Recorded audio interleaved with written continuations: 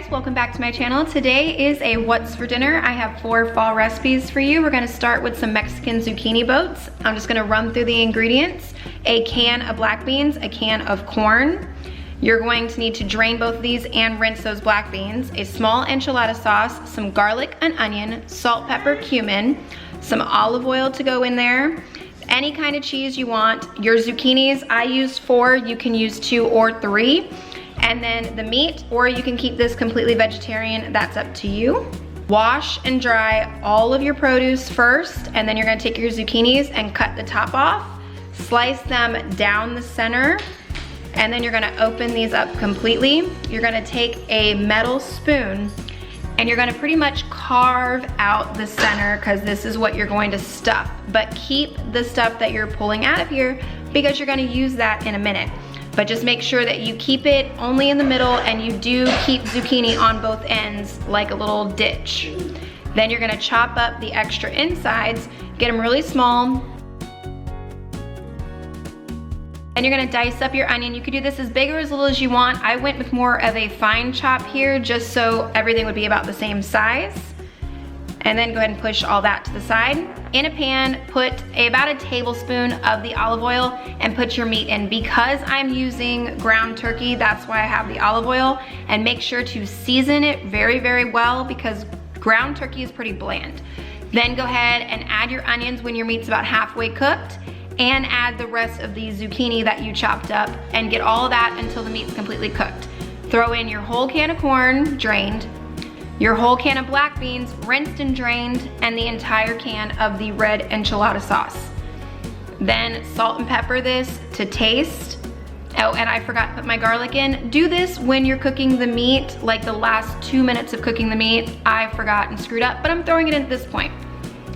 Stir everything together, and then you're going to salt and pepper this thing to taste, and about 2 teaspoons of ground cumin. Or you can do more or less of that, or any other seasonings you'd like. You can put some taco seasoning in here, whatever you want. Then you're gonna stuff the boats by spoonful. It takes about 2 to 3 spoonfuls to fill these things up. And just be careful to keep it in the boat itself, because otherwise they're gonna cook over and make a big giant mess, and then they're not gonna be stuffed. I will tell you, I did have quite a bit of extra filling when I made this. So I did store this. It would be great in some lettuce wraps, or if you have some extra tortillas or tortilla chips, but it did make quite a bit of extra filling. Then you're gonna top these with cheese, whatever kind of cheese you want. I'm using a taco blend. You could use a Fiesta blend, a straight cheddar, a pepper jack would be delicious, but cover each one in the shredded cheese. Pop this thing in a 400-degree oven for 30 minutes and dinner's ready. Moving on to our second meal, it is stuffed pepper soup. It tastes just like stuffed peppers with very little work. You're going to need beef broth, tomato soup, a can of petite diced tomatoes that do have the Italian seasoning in them, a pound of beef, 2 bell peppers, an onion, basil, oregano, and some rice. That's it. Here I'm showing you 2 different ways to cut bell peppers so you can avoid the seeds. This first way is very, very easy to follow. It's less time consuming, less mess, all around just the easier way. This first method is just the easiest. Then you're gonna go ahead and slice it right down the middle and cut it into little bite-sized squares. That's all you're going for here with these peppers. And then this second method is the one I've been using more frequently, but I am switching over to the first method myself. This one I do have more seeds that pop out. There's more ribs that I have to cut. It's just a little more extra work. I prefer the first method. Then go ahead and dice up your onion. These you are going to want pretty small because it is a soup, and you're not going to want a giant piece of onion to be chewing on. So do this on more of the fine side. Once again, go ahead and brown your meat. When it's about halfway through, throw your onions in there, and once it's cooked, drain all of the fat out of it. Then throw it into your crock pot. Put in your peppers, then the entire can of tomato sauce. In goes the petite diced tomatoes. This is where a lot of your seasoning's coming from, so don't skip on the Italian seasoning inside the petite diced. 3 cups of the beef broth. I actually stepped this up and threw a whole nother half a cup in there. Then you're going to do a half a teaspoon of the oregano and a half a teaspoon of the basil. You can also step these up or down depending on how you like your stuff flavored, but I stuck with the half a teaspoon. Then go ahead and put the lid on and do this thing on low for about 6 hours or high for about 4 hours. When it's about an hour to being done, put in a cup of cooked rice. Make sure it's cooked. I forgot to show that part, but this is why I added the extra half a cup, because mine really sucked up a lot of the liquid.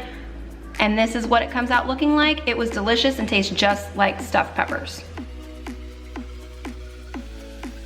Next is double pumpkin chili. This stuff is phenomenal. You're gonna need 2 pounds of ground beef, onion, you're going to need a big can of crushed tomatoes, kidney beans, cannellini beans, cumin, chili powder, smoked paprika, bay leaves, cinnamon, salt, an entire can of pumpkin. This is the 15 ounce, the smaller one. A bottle of some kind of pumpkin or fall beer, and some brown sugar. Pretty much you're gonna start dumping everything into your crock pot. You're gonna take the crushed tomatoes first and then an entire can of water in that crushed tomato can. Whisk that all together, put the whole can of pumpkin puree in there, whisk it a little more to get it all moving around for you. Then you're gonna put the whole bottle of beer and keep whisking in between all these just to save you the trouble at the end.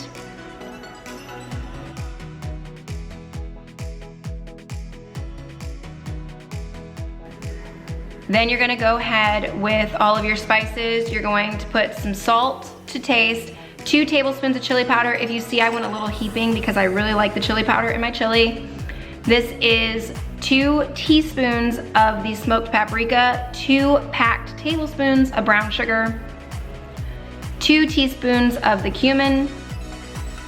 Go ahead and whisk the spices in. I wasn't gonna have you guys watch me brown the meat and the onions again, so just brown it off, cook it, drain it, throw it in.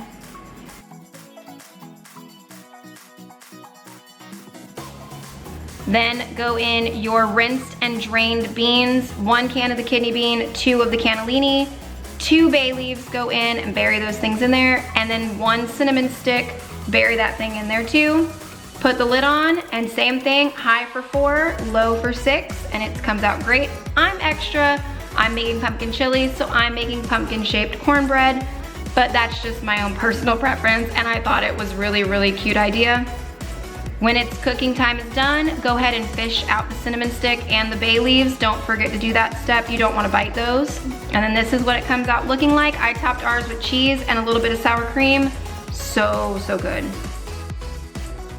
Next recipe is beef stew. There are so many ways to make beef stew. It is ridiculous, but it's so simple. Carrots, onions, potatoes, your meat, and then some kind of beef broth and some kind of seasonings.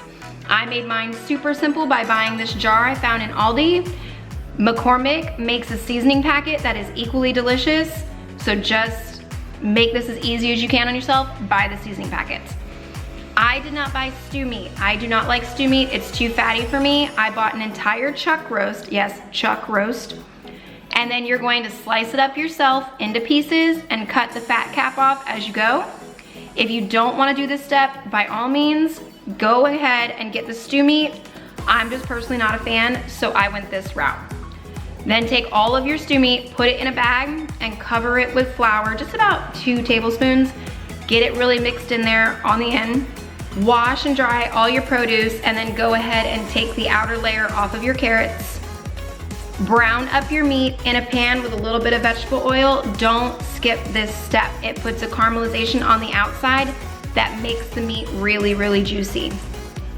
Dice up your potatoes into pretty good sized chunks, not too big, not too small. You can see here, they're about like 1 inch. Just go ahead and do that. These are Yukon Gold. Stick to more of a yellowy potato like that. Don't do this with russets. Just save yourself that trouble. Put your meat in the bottom of your crock pot. And then go ahead and cover it with all of your potatoes.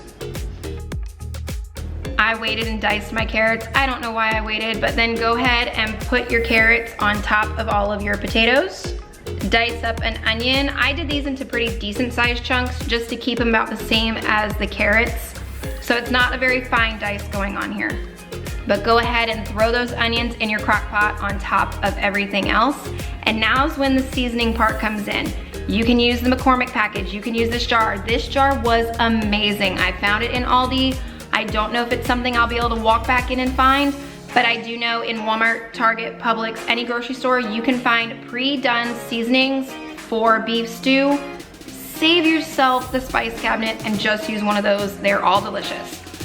I poured probably about a half a cup of beef stock into the jar, put the lid back on and shook it up just to get all the flavoring out of there. And then I'm gonna pour that over the top of this meat as well. Give everything a really good mix. And then I'm gonna put the lid on this sucker.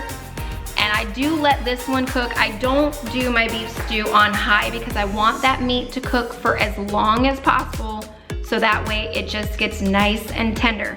So take the time, do this one on low for a good 6 or 7 hours. You can even go 8 or 9. But the longer you let this cook, the better it's going to taste. Just trust me on that. It is delicious. You do not want to skip on this. And there you have it, 4 very fall meals, delicious, family friendly, easy, affordable. Thank you guys so much for watching. Thumbs up this video if you liked it. Subscribe for more videos like this one, and I'll see you in the next one. Bye guys.